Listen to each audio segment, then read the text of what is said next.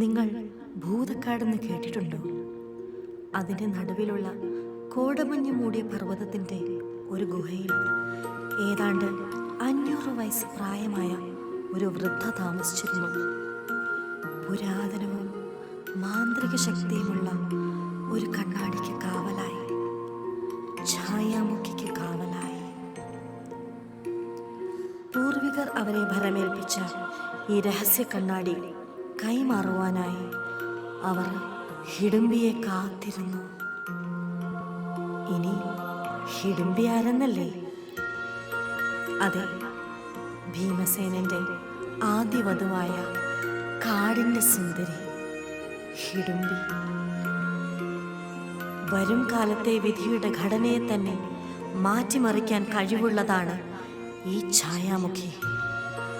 മായക്കണ്ണാടിയിൽ തൻ്റെ ഇഷ്ടപ്രാണേശ്വരനായ ഭീമന്റെ പ്രതിച്ഛായ ദർശിച്ച ഹിഡുംബി അതുമായി ഭീമന്റെ അരികിലേക്ക് ഓടിയെത്തുമ്പോൾ അവളുടെ ഉള്ളിൽ 1000 വർണ്ണക്കനവുകളായിരുന്നു.